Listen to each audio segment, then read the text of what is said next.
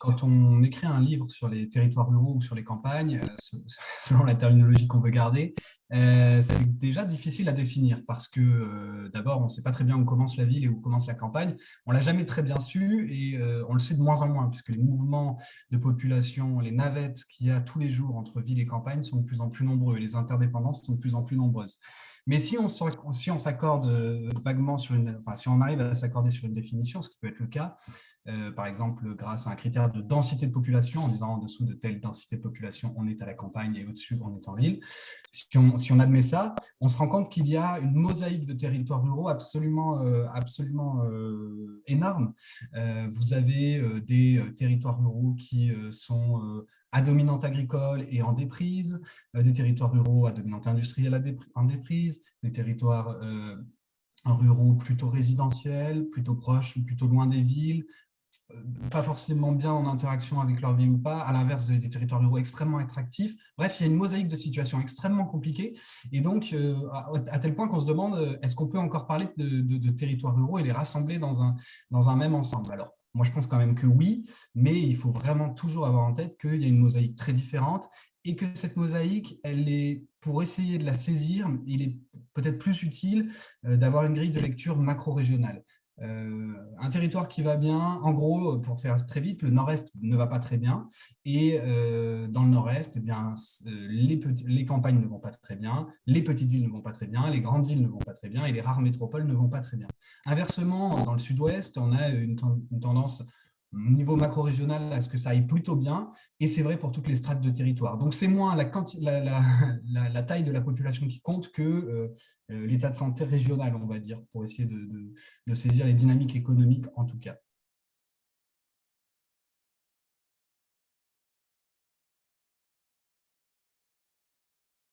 C'est difficile parce que quand vous êtes un homme politique, notamment sur le plan national, vous devez faire des annonces, hein. Vous avez un temps médiatique assez court, donc vous devez arriver avec des annonces et des projets. Et comment vous faites ça? Eh ben, vous rabattez sur les bonnes vieilles catégories de territoires. Donc vous dites, il me faut un plan pour les métropoles, un plan pour les villes moyennes, un plan pour les petites villes, un plan pour les centres-villes, et pour les centres-bourgs et les petites villes, et un plan pour les campagnes, pour les territoires peu denses. Pourquoi vous faites ça aussi? Ce n'est pas qu'un vieux réflexe, c'est aussi parce qu'en face, vous avez des interlocuteurs, vous avez des assemblées d'élus qui sont regroupés, qui sont une sorte de lobbies territoriaux, on va dire, qui défendent fort logiquement, c'est le principe des lobbies, hein, leur bout de gras.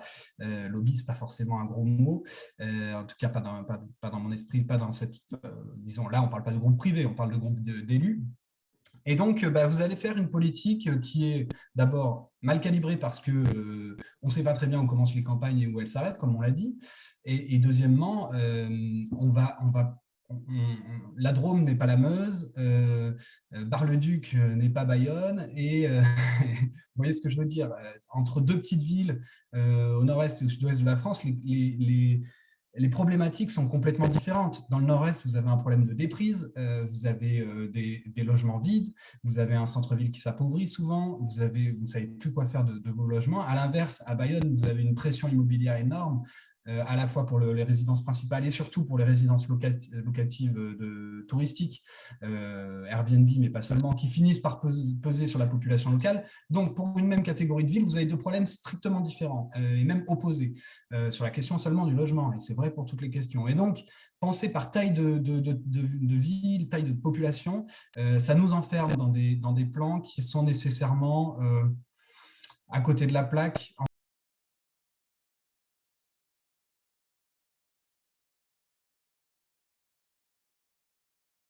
En gros, il faut arrêter la recherche d'un modèle. Le modèle parfait, il n'existe pas. Il ne peut pas être pensé ni depuis Paris, ni depuis ailleurs. Il faut trouver des solutions locales qui soient très adaptées. La bonne nouvelle, c'est que les acteurs locaux, souvent, ont quand même une assez bonne connaissance des problèmes auxquels ils font face. Si on prend l'exemple d'une ville comme Vitry-le-François, qui est une ville euh, pour vous qui êtes dans le sud-ouest, c'est peut-être pas très évident. On va dire, pour faire très simple, entre Paris et Strasbourg, dans une région du Grand Est qui est un petit peu qui est en difficulté sur le plan économique. Vitry-François, c'est grosse désindustrialisation sur les 40 dernières années, perte de population, centre-ville en déshérence, enfin, tous les trucs classiques des villes moyennes du Nord-Est.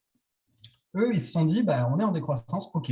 On a des logements qui ne correspondent plus aux besoins qu'on avait. On a des grandes barres d'immeubles qu'on a construit à la hâte pour accueillir des ouvriers parce qu'on avait du développement industriel. On a une industrie qui a reculé. Les gens veulent bien rester dans la région, mais ils veulent des maisons de meilleure qualité. Et ben, on va accepter cette décroissance et on va détruire des barres d'immeubles et on va construire des petites maisons à la place. Voilà. Je caricature, c'est un peu plus compliqué que ça.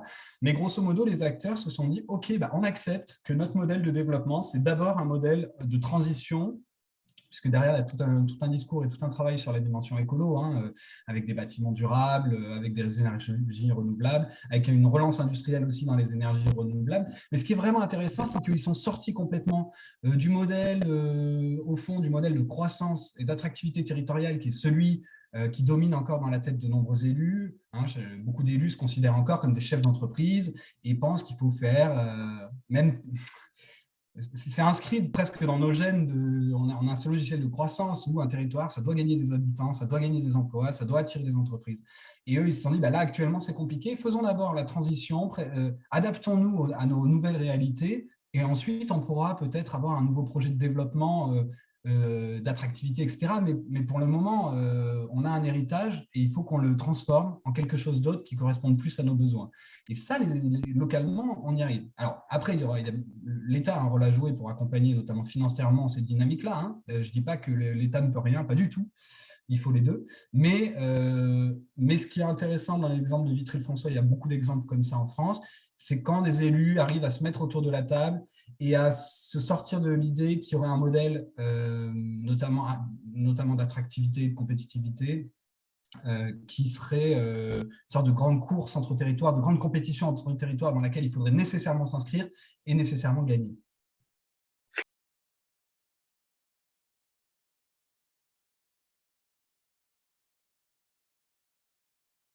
On est à l'aube ou en train, on ne sait pas trop, d'une grande transition.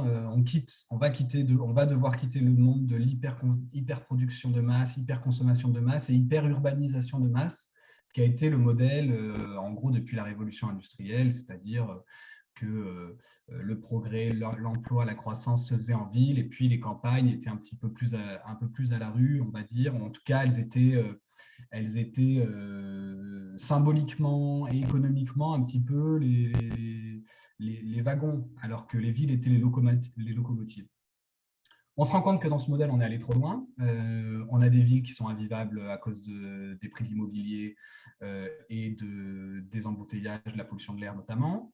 On a tout un tas d'activités rurales qui ont été qui ont été un peu déconsidérées. Un petit peu l'agriculture, même si ça garde une portée symbolique assez forte. Beaucoup l'énergie. On a complètement fait une croix sur l'énergie qui est disponible dans les campagnes, c'est-à-dire le soleil, l'eau, le bois essentiellement, parce qu'on achetait du pétrole pas cher partout dans le monde. Et puis la qualité de vie qui n'était pas un sujet. Or, toutes ces choses-là nous sont revenues comme un boomerang dans la tête, et donc on va devoir aller vers des formes de rééquilibrage. Et alors, je ne dis pas que demain, les villes devront disparaître, fort heureusement non. Je ne dis pas qu'il faut qu'il y ait un flux d'urbain vers les campagnes, surtout pas, parce que ça créerait des déséquilibres tout aussi forts qu'on a eu dans le sens inverse avec l'apparition de grands ensembles de banlieues, parce qu'il fallait construire à la hâte des logements pour accueillir les gens de façon à peu près digne.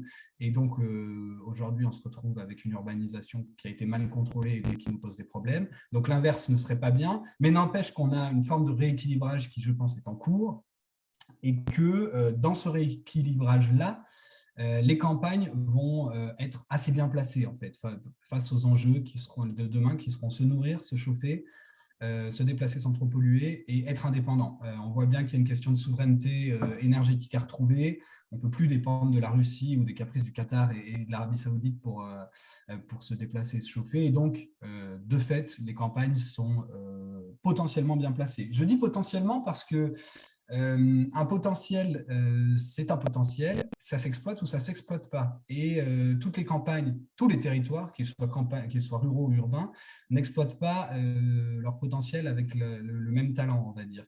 Et donc, vous voyez des territoires qui, avec un potentiel relativement faible, si on essaye de se baser sur les grands indicateurs habituels, météo, paysage, densité de population, canaux de communication, etc., sont pas très fonctionnels sur le plan économique, ou sous-performent, on va dire, et des territoires qui ont a priori pas beaucoup d'avantages, relief, un peu plus isolement, moins de cadres, etc., et bien arrivent à des résultats économiques assez impressionnants. Deux exemples pour le dire très vite. Nice, qui a a priori tout pour réussir, sous-performe sur le plan économique, échange très peu avec son arrière-pays.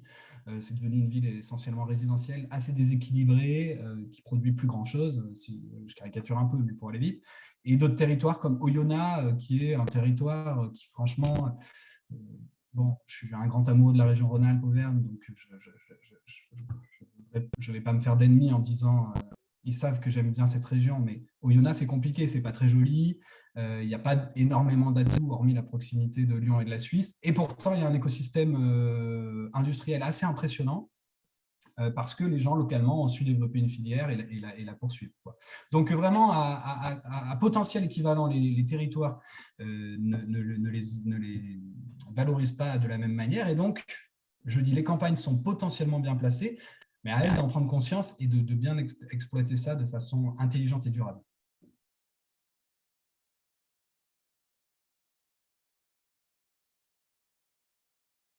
Alors, il y a un certain nombre de bons ingrédients et il faut qu'ils soient non seulement présents, mais bien utilisés. Donc, je dirais qu'il n'y a pas de modèle. Ça, c'est vraiment la grande idée que je défends. Il n'y a pas de modèle unique. On ne peut pas plaquer une recette qui marchera à chaque fois. En revanche, il y a, il y a une méthodologie qui marche plutôt bien et elle est très simple, mais très compliquée en même temps. C'est de mettre les gens autour de la table et de faire dialoguer les gens et de réfléchir à quel projet ils ont pour leur territoire pour les 30, allez, non, 5, 10, 20, 30, 40, 50 prochaines années. Ça paraît très bête, mais c'est extrêmement compliqué et c'est très rare les territoires qui finalement prennent conscience de leurs ressources, se mettent autour de la table pour définir comment ils vont les exploiter et se mettre d'accord pour se les partager. Un exemple, alors ce n'est pas un exemple à l'échelle territoriale, mais plutôt sur un secteur, c'est celui du fromage. Vous savez sans doute que le comté est un fromage excellent, vendu très cher, qui rémunère extrêmement bien tout le monde. Pourquoi? Les producteurs, les transformateurs et les distributeurs se mettent d'accord, se mettent autour de la table tous les ans et décident de combien de comtés ils vont produire, à quel prix, comment ils vont le vendre et comment ils vont se partager les prix. Alors, ils mettent, comme ils ont l'habitude de dialoguer ensemble, ça prend quelques semaines, voire quelques mois, mais à la fin, ils ont un truc qui est rémunérateur, qui monte en gamme et qui marche super bien. À l'inverse, le Cantal, qui était un fromage qui marchait bien il y a encore 30 ans peut-être, ils ont baissé la qualité. Il y a des industriels, il y a un industriel qui a réussi à racheter les petites coopératives une à une dans une optique très capitaliste, qui a ensuite voulu faire des gros volumes de production en baissant les prix, en revenant un peu sur la qualité du fromage. Résultat, au début des années 2000, les ventes de Cantal ont chuté, les gens trouvent que ce n'est pas très bon, et ce qui malheureusement est souvent vrai. C'est un crève-cœur pour moi de le dire parce que je suis originaire du Cantal, et personne ne s'y retrouve. Et aujourd'hui, ils font le chemin inverse en essayant de remonter en gamme et d'un peu mieux partager les recettes de ce fromage, mais au fond, il est un peu tard. J'espère qu'ils y arriveront, mais je crains que ce soit plus compliqué. Donc, vous voyez, la logique de coopération et de capacité de se mettre autour de la table pour faire des choses intelligentes ensemble, elle est très compliquée parce qu'on touche à l'humain et l'humain, c'est le plus compliqué du truc. Donc, bonne nouvelle, la recette, elle est très simple, se mettre autour de la table et réfléchir intelligemment à ce qu'on veut faire. Mauvaise nouvelle, c'est une alchimie très difficile à atteindre, qui demande beaucoup d'intelligence, beaucoup de temps aussi.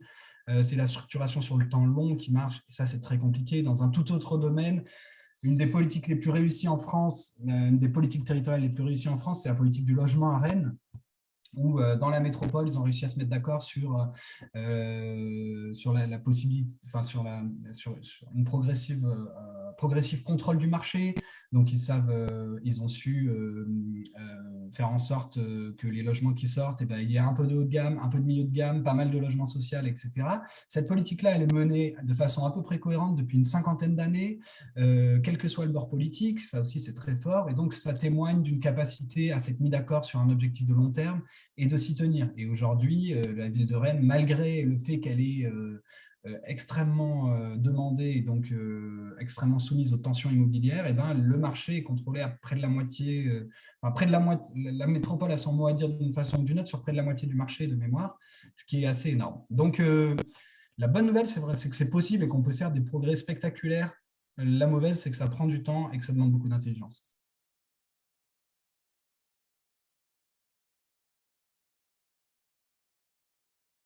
Alors, c'est compliqué parce qu'il y a un agenda, il faut répondre à l'agenda politique et à l'agenda médiatique. Et donc, il est plus facile pour un élu d'aller couper le bandeau d'une nouvelle zone industrielle ou zone commerciale bien bétonné avec une jolie photo à faire dans la PQR plutôt que d'investir dans des études sur qu'est-ce qu'on mangera sur le territoire dans 30 ans. Et donc, c'est tentant pour un élu de fonctionner à l'ancienne, c'est-à-dire de faire du développement un peu bourrin des années 70, assez capitaliste, etc. Néanmoins, il y a parfois des résultats assez spectaculaires, assez rapides. J'étais encore ce matin dans un reportage sur la gestion de la rivière Drôme dans la Drôme, donc dans le quart sud-est. Il y a 40 ans, la rivière Drôme, c'était une poubelle à ciel ouvert. Les gens jetaient leurs déchets et attendaient la crue suivante pour que la rivière emmène tous les déchets. Il y avait des incendies à ciel ouvert dans la rivière, etc. 30 ans après, c'est long 30 ans, mais ce n'est pas si long, d'autant qu'il y a eu des résultats encore plus rapides. La Drôme a obtenu le prix de la rivière la mieux protégée au monde en 2005. Elle est 100% baignable, l'eau est turquoise, les touristes arrivent en masse pour venir voir, pour venir se baigner, la biodiversité est revenue, le castor, la loutre sont revenus, etc. Et le président de la communauté de communes principale de la vallée dit toujours la même chose. Il dit en 10 ans, j'ai créé un parc aquatique géant gratuit pour tout le monde qui attire des dizaines de milliers de touristes et qui a relancé l'économie touristique locale. Donc, il y a parfois des résultats extrêmement rapides et extrêmement rémunérateurs symboliquement, on va dire, pour les élus. Donc, c'est du long terme, mais en même temps, il y a parfois tellement des évidences qu'on peut faire des choses très vite. Autre exemple que je cite dans mon livre, dans la région, dans le nord-est, dans le massif des Vosges, je parle d'une petite commune dans laquelle le maire, en 20 ans, a créé tout un système d'énergie renouvelable très, très impressionnant. Il s'est rendu compte en 99 avec la tempête que on n'exploitait pas du tout le bois local. Il y a eu un gaspillage énorme parce que la tempête a couché des arbres qui n'ont pas été valorisés. Donc, il s'est dit qu'il faut qu'on fasse absolument quelque chose. Et en 10 ans, il avait créé une chaufferie bois communale qui chauffe la moitié du village avec du bois local. Il a mis des éoliennes au-dessus du village sur la petite montagne qui est à côté. Derrière, bah, forcément, c'est énormément de ressources pour la commune. Avec ça, il a pu rénover la maison de retraite au top, top l'isolation thermique, etc. Bref, il y a des choses qui peuvent aller assez vite. Hein. Et donc, j'encourage les élus à aller sur ce chemin difficile. C'est très difficile d'être un élu, je pense vraiment. Moi, je suis très content d'être journaliste parce que j'ai juste à observer de l'extérieur, c'est très confortable. Honnêtement, c'est très difficile d'être un élu, mais il y en a beaucoup. Vraiment, je sens une vague d'élus qui se disent OK, notre ancien modèle, il ne marche plus et on va trouver autre chose et on y va, quoi. Et moi, je suis assez optimiste. C'est pas, bien sûr, hein, on voit encore des choses un peu déprimantes, mais globalement, je reste optimiste et je pense que ça va finir par le faire. Même si, malheureusement, le problème, c'est évidemment qu'on a le couteau sous la gorge avec le changement climatique.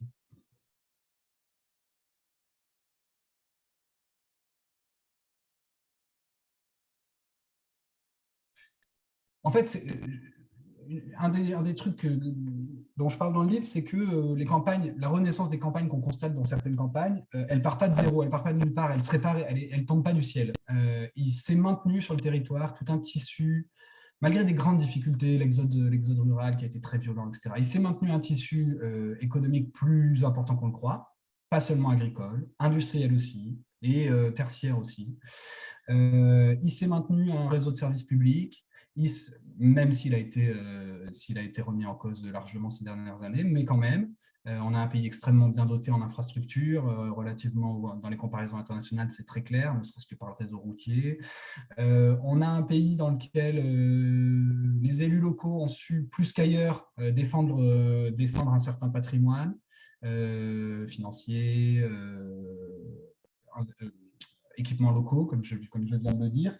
Et donc, tout ça fait qu'aujourd'hui, il peut y avoir une renaissance. Mais cette renaissance, elle ne se fait pas elle se fait pas exactement sur le modèle d'avant. Donc, je trouve qu'il y a une réinvention à partir d'un patrimoine existant, plutôt qu'une invention qui partirait de rien. Et voilà, c'est dans ce sens-là. Ouais, j'ajoute un message plus politique qui est assez important à mon sens, c'est que si aujourd'hui les campagnes peuvent renaître, c'est parce que globalement, la France a choisi la solidarité territoriale. Contrairement à ce qu'on dit, les campagnes n'ont pas été abandonnées par Paris. C'est faux à bien des égards. Mon livre regorge d'études économiques qui montrent que les campagnes ont plutôt plus progressé que ce qu'elles auraient dû en théorie sur le plan économique, c'est-à-dire qu'il y a une redistribution nationale qui est importante. Cette redistribution, elle est d'une double nature. Elle est d'une nature privée et publique. Nature privée parce que il y a de l'argent qui est créé en ville. Une partie de l'argent qui est créé en ville retourne à la campagne via le tourisme, via les investissements éventuels privés, et surtout une redistribution publique via notamment le système des retraites. Une bonne voilà, les emplois sont essentiellement concentrés en ville, bien sûr.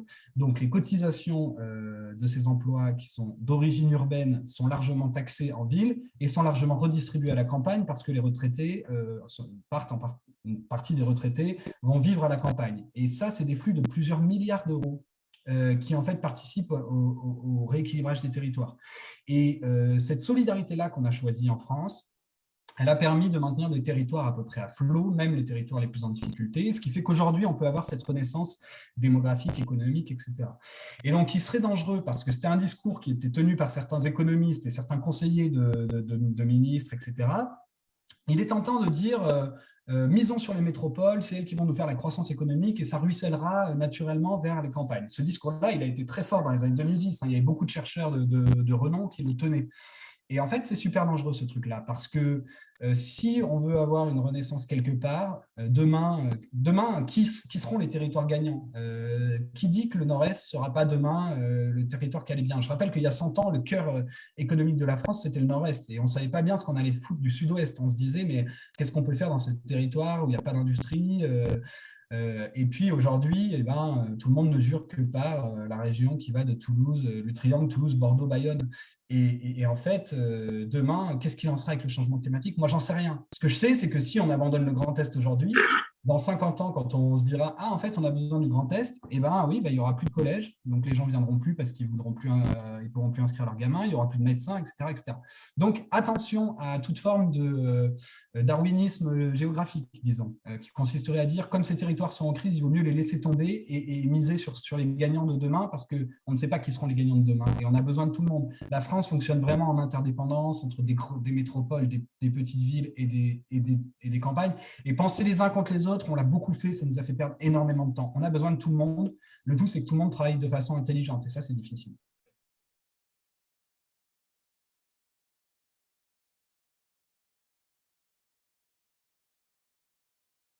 Ouais, alors bon, c'est compliqué.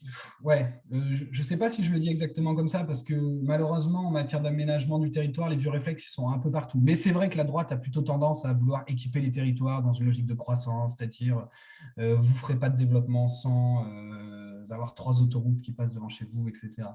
Ça, c'est un peu plus un réflexe de droite. Et considérer qu'en gros, les dépenses sociales sont un coût et pas un investissement. Ça, c'est clair. Or, on se rend compte que les dépenses sociales ont un gros intérêt parce qu'en fait, c'est le lien social sur un territoire qui fait le développement économique. Ça, pour moi, c'est évident.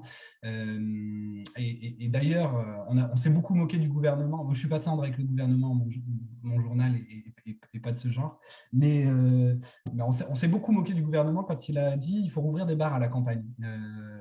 Des bars qui soient aussi des tiers-lieux, des endroits où il y a une petite épicerie, etc., éventuellement une permanence de service public, etc. Mais je pense qu'ils ont raison. En fait, s'il n'y a pas d'espace de dialogue, s'il n'y a pas de travailleurs sociaux, s'il y a rien, le potentiel économique des territoires est quasiment jamais exploité dans ces territoires-là. Vous avez beaucoup de trucs là autour des grandes villes du Sud, avec des territoires périurbains, autour des grands territoires périurbains qui sont juste des cités dortoirs pour les grandes villes. Et ça, c'est pas très optimal sur le plan économique. Là où des régions, Rennes ou Nantes, par exemple, sont des villes il y a beaucoup plus d'échanges entre le cœur de la ville, la périphérie et les campagnes autour. C'est deux géographes, Laurent Davy et Magali Talandier, qui parlent de système productivo-résidentiel et qui montrent que les territoires qui marchent le mieux sont ceux dans lesquels, disons, une grande ville locale, par exemple, va être capable de travailler avec sa banlieue proche et sa banlieue un peu plus lointaine et de nouer des relations à la fois de production et de résidentiel. Si, par exemple, l'Île-de-France n'est pas bon là-dessus, parce que l'Île-de-France, quand les gens se rapprochent de la retraite et qu'ils ont de l'argent, ils partent. Et donc, il y a peu de retombées ensuite pour la région. Là où les retraités nantais vont aller s'installer à 30, 40, 50 km de Nantes et vont y revenir fréquemment, faire vivre le commerce local, l'artisanat local, etc. Et donc, il va y avoir plus d'échanges économiques. Et donc, on a cet enjeu-là de lien social qui, effectivement, n'est pas qu'un résidu soit historique, soit magique. Ça s'entretient et ça s'entretient plus avec des politiques de ménagement, comme vous l'avez dit, que d'aménagement à l'ancienne.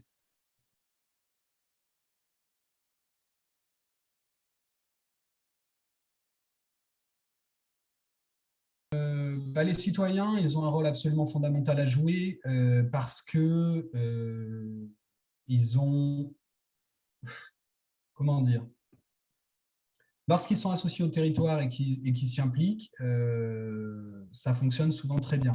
Un des problèmes qu'on a dans certains territoires, c'est qu'il y a une logique un peu consumériste du territoire, notamment dans les banlieues, ce qu'on appelle les banlieues dortoirs ou les villages dortoirs, avec une logique de je cherche des aménités, le silence, les espaces verts, etc.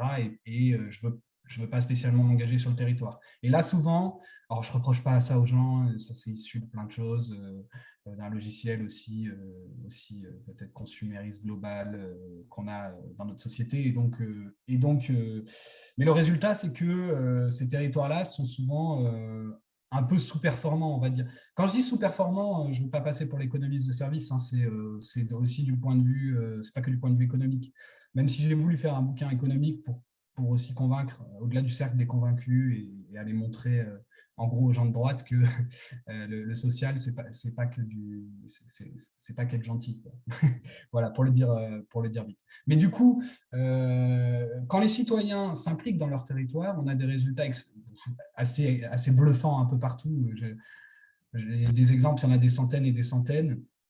Et souvent, c'est sous la pression, sous la pression amicale ou inamicale des citoyens que les choses changent dans le bon sens, on va dire, dans les campagnes. Et justement, en général, quand on vit dans la campagne, bon, notamment de la part des néo-ruraux, c'est souvent un choix. Et donc, c'est des gens qui ont souvent envie de s'impliquer. Et bon, je regarde dans la vallée de la Drôme, par exemple, que je connais très bien. Euh, on a depuis les années 1970, ouais, voilà, ça fait 50 ans qu'il y a des néo-ruraux qui arrivent dans cette vallée, d'abord étrangers, suisses, allemands, des croissants, hollandais aussi, un peu babacool qui ont fait du bio et un peu hippie, on va dire. L'autre Larzac, appelons-le comme ça.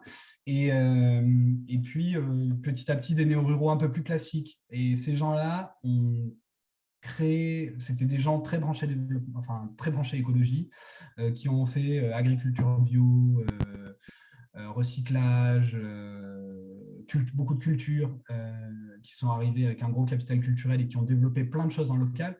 Et les élus ont été extrêmement malins. Bon, les élus qui étaient aussi des néo-ruraux pour la plupart, mais globalement, ils ont été extrêmement malins et ils ont dit, OK, on va faire une politique de développement durable derrière. Parce qu'il y a tellement de trucs qui sont là qu'il y a juste à les pousser. Et là, on a un truc super intéressant, c'est que c'est les citoyens qui ont fait basculer le territoire et derrière, les élus ont brillé. Et on se retrouve dans une situation aujourd'hui où dans la Drôme, dans cette vallée de la Drôme, il y a 30% d'agriculture bio, il y a une pratique du vélo qui est plus développée qu'ailleurs, il y a plus d'énergie renouvelable qu'ailleurs.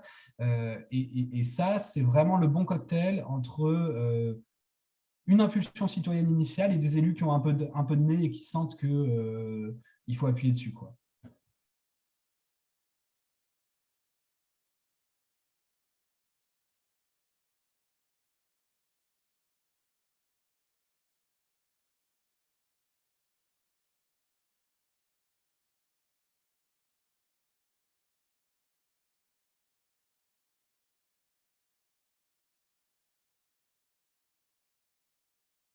c'est difficile. On est vraiment à une phase où il faut qu'on change de logiciel.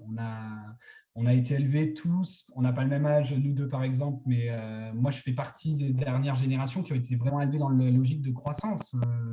En cours du SES, on m'a expliqué que l'économie croissait d'année en année, que c'était comme ça. Et j'avais un problème de raisonnement intellectuel. Je me disais, mais on ne peut pas croître en permanence. Et mon prof d'éco me dit, bah si, c'est ce qui se passe depuis 100 ans. Et il avait raison. Sauf que c'est fini. Enfin, c'est fini. On arrive encore à aller tirer des petits trucs, machin, en continuant de déforester, d'exploiter des hydrocarbures et de faire de la publicité. Mais on voit bien qu'il va falloir changer. Et la bonne nouvelle, c'est qu'on a des gens qui ont des idées, des gens qui ont de l'envie. Et donc, bah, il faut y aller, il faut accepter de changer le thermomètre. PIB, ça ne marche plus, il faut trouver des nouveaux indicateurs de richesse. Il faut accepter que la richesse, elle se trouvera ailleurs, que les relations sociales, le bénévolat, etc., c'est de la création de richesse.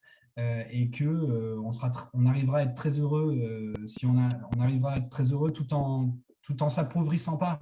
Il y a un exemple très évident qui est celui de l'énergie. Je veux dire, on balance 80 milliards d'euros chaque année dans les énergies d'hydrocarbures, 80 milliards d'euros qui restent sur le territoire. On peut faire beaucoup de choses avec ça. On peut vraiment faire beaucoup de choses.